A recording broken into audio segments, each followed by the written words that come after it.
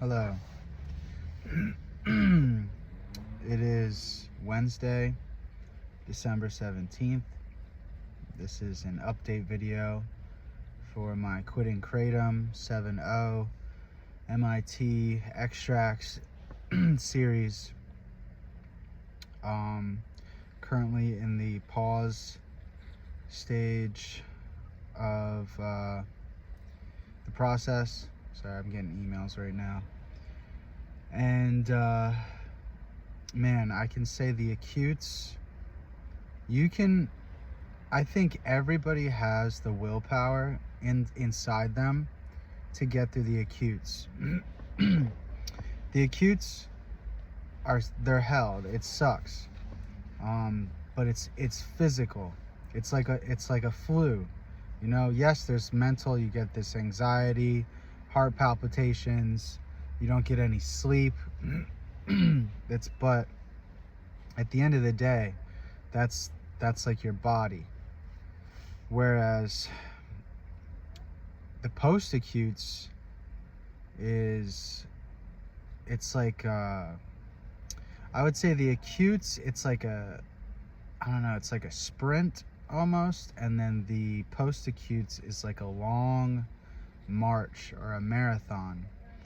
And with the acutes, when you're going through when you're going through hell, you can tell yourself, it'll get better, it'll get 2% better tomorrow, and you can actually feel that difference every day. But going through the post-acutes and I can see why so many people relapse going through the post-acutes, is there is not that willpower is not really enough for a lot of people.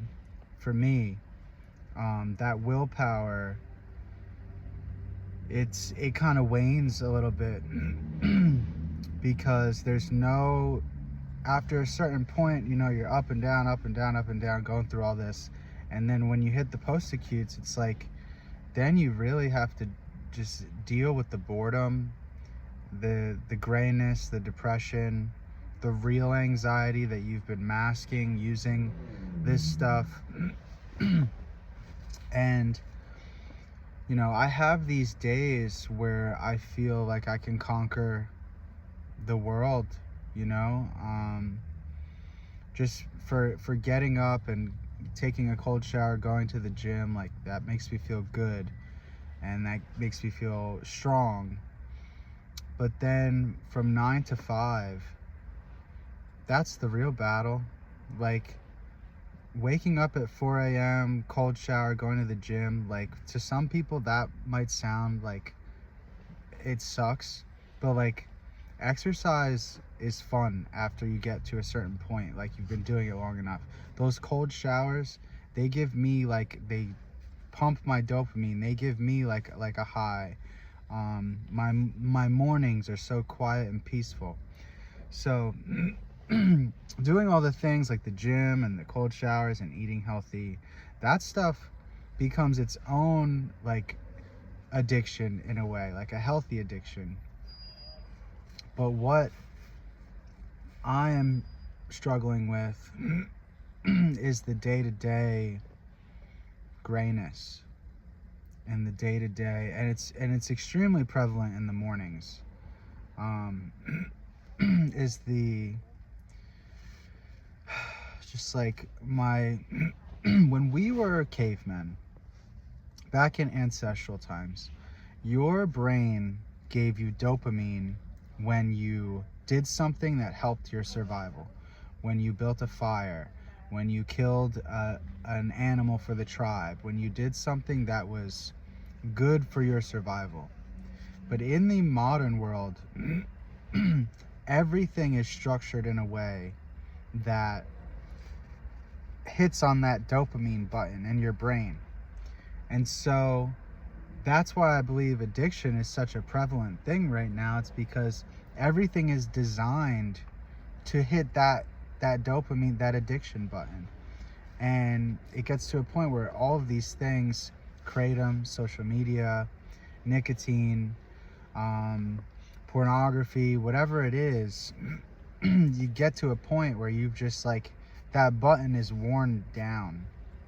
And the only way to repair that dopaminergic system in your brain is through boredom, and it's through structure, and it's through doing the daily things that suck to do, but we all have to do them.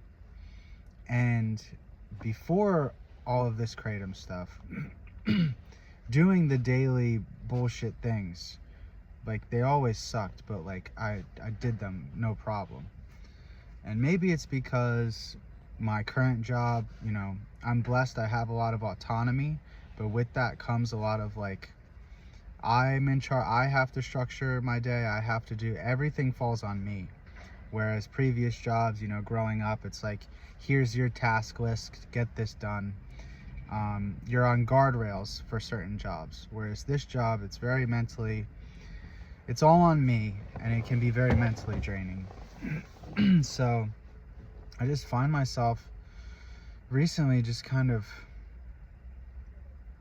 I don't know, spinning in circles mentally, driving in circles mentally, because I don't feel like talking to anybody. I don't feel like just, and for the guys that work like manual labor, like, this is probably so laughable to you, but like, just like responding to an email or something like that, it's like the dread that overtakes me to pull up my email and just have to respond to, or have to call somebody back.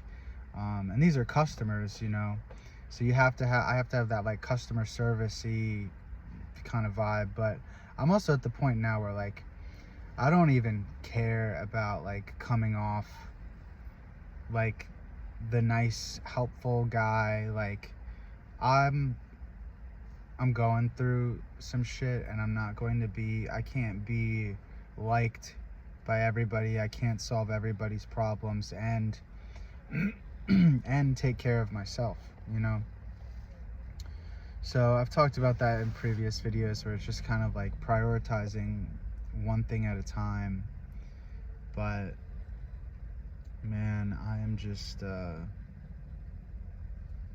feeling super depressed recently, and I feel, and that these feelings like depression and shame, they feed each other, because I will feel depressed and gray and like I don't want to talk to anybody, and then I feel shame and I feel guilt for not wanting to talk to anybody, because it's like, well, shouldn't I want to talk to my friends and my girlfriend, and you know, and it has nothing to do with them. It's just like my battery is just not,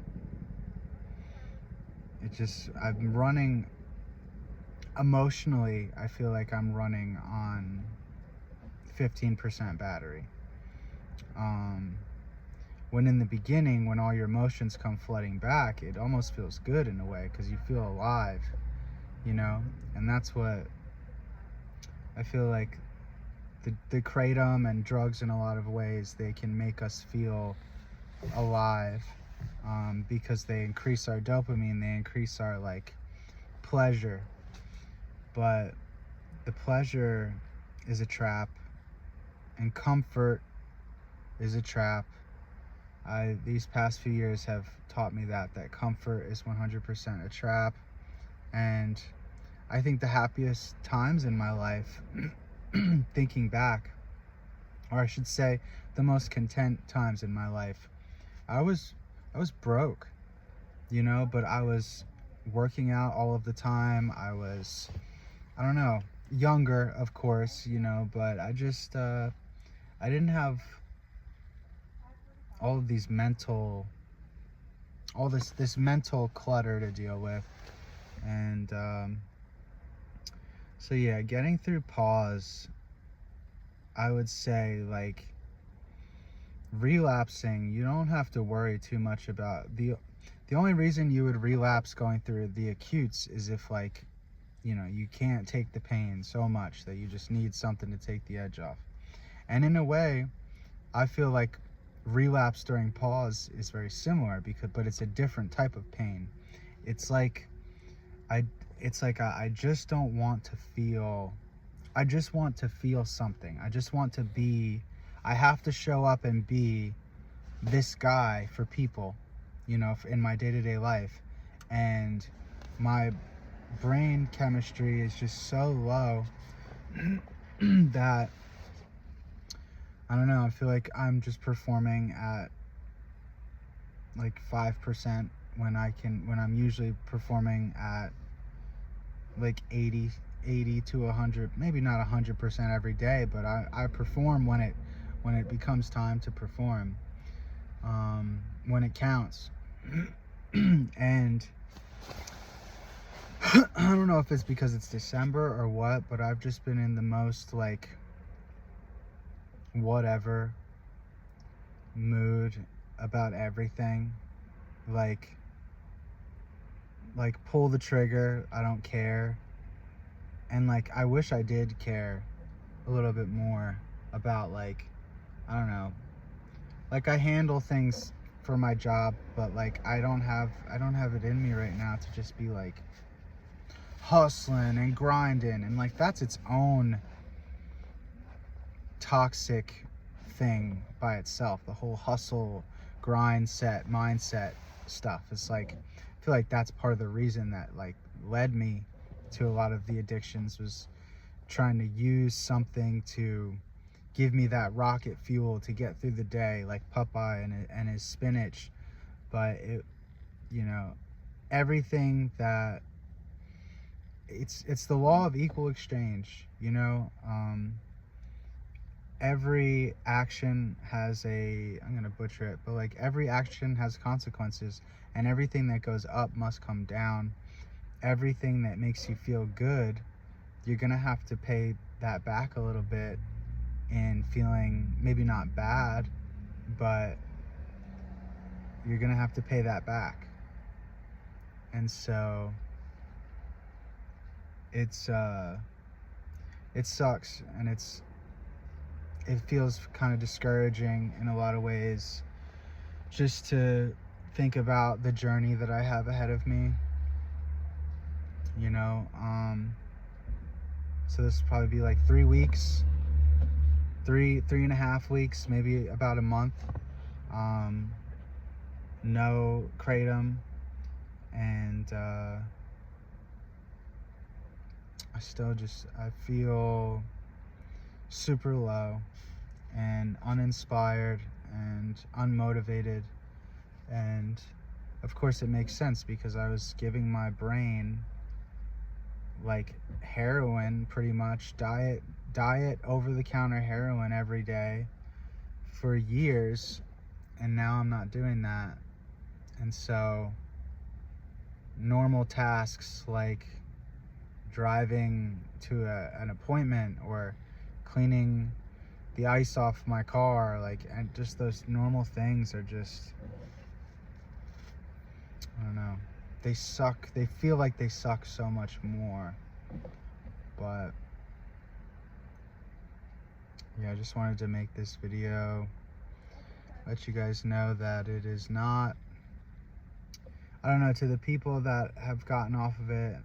And I'm not discounting anybody. Like, if you're a month clean and you're feeling great, then that is awesome. Like, keep going, don't stop. But I'm a month clean and I just feel depressed. Depressed isn't even the word. It's not sad. It's just like a lack of feeling anything. And a lack of, I don't know. I just don't. I think my life just needs more structure. I've been living in both survival mode and in like the comfort trap mode for so long. Like, that before I got heavy into the Kratom stuff, I just used to smoke weed, and I had a pretty structured life, as far as like I would wake up at the same time every day, I would work out at the same times every day, I would go to work at the same time every day. And I think that's super important. It's like getting through post-acute withdrawals, you need to like just stick to your structure, stick to those rituals, those routines that you've built, and trusting that your brain is going to heal. And sitting in it, like I have to be in this car most of the day. Sitting in it is the worst possible thing you can do. What is it? Idle hands are the devil's plaything. Like, if you sit in it, it's just gonna gnaw at you, and that's the word, gnaw. It gnaws at you. And not even like cravings, it's just like this feeling of like, you feel like it's never gonna get better in a way. Like you feel like, well, this is my life now, this is my brain now. But like, that's not the case, and I know it will get better. But when I'm in that gray hole, like maybe it's my hormones, or I don't know what it is, but like, you know, our brains are so powerful, we can make ourselves believe anything. When I'm in that gray hole, I feel like, yeah, I've got such a long road ahead of me, and I buy into that, like, oh, it's not going to get better, but I know it will. And that's why I'm making this video, just to get these thoughts out. Like, I know it will, but I mean, if anything, it's not going to get better if I keep relapsing, if I keep using. That's the only way it's not going to get better. But if I stay clean, if I keep, you know, taking life as it comes and not just letting life happen to me, then it will get better. And I think we can confuse the feeling of better or the feeling of good or happy with pleasure and comfort. And there's a difference between nice and good. You know, you take a drug and you're like, oh, this is nice. Like, you feel that warm blanket, whatever. But like, good is virtuous, and good is self-respecting and disciplined. And, you know, I'm not saying like white knuckle it and like you have to be like just this fortress of solitude, like disciplined all the time. But I think we confuse, as you know, we're kids. When we're kids, we confuse a lot of things, but like we confuse like happiness with bliss. And bliss is impermanent, and it leaves you as quickly as it comes. And bliss often leaves you feeling lower than you did before it arrived, you know? So like when we feel bliss, like a new love, or like the way a drug hits you or whatever, when you feel that bliss, and once it leaves, you feel 10 times lower than you did before it even came into your life. And so that's something that I'm just going to, I like the quiet. I like the quiet. It's what I've learned. But I'm very restless and agitated. But cutting out the Kratom, social media, just anything that stimulates you on like a level that you should not be stimulated at. And that's, you know, like in ancestral times, nothing gave your brain dopamine unless it was for survival. So like everything, like social media, all this stuff it's not natural for us to be feeling that dopamine hit all the time. So like just sitting and like, I don't know. And that's why I said the 9 to 5 is what's difficult, because I can sit in my room in the dark and throw on some meditation waves, and I can enjoy that. And I can do that until I can sit in that boredom until a moment of clarity comes to me. But trudging through the 9 to 5 while going through this is what sucks, because I can't just sit with myself. I can't just sit in the silence or go to the gym and lift some weights. I have to play my part in the play that is life, you know. But I don't want to do that anymore either. I don't know. I know these are like just rambling videos, but just to give you an idea of where I'm at, I'm about 4 weeks off, and physically I feel fine for the most part. I still get like weird feelings. I feel like shit every morning. I'll be real. In the mornings, I still feel terrible, but it's way better than it was. And also practicing semen retention, so like that is adding a whole nother layer to things, where like I do have like energy with the semen retention and focus and clarity and stuff, but it's I don't know. That's like it's like we're constantly trying to not suppress our evolutionary impulses, but like the modern world tries to be like a puppet master to our evolutionary impulses, and we're just I'm constantly just trying to cut those strings, because I don't want my brain to be puppeted around. I don't want my life, you know, my life is my life and your life is your life, and we let these things like Kratom or the extracts or 7-0 puppet us for so long. And then when we wake up and those strings are cut, it's like we have to learn to walk again and how to move again without those strings, without somebody pulling on those strings. And that can take a long process, a long time, but I want to live a meaningful life. I don't necessarily want to live a comfortable life. I want to live a meaningful life.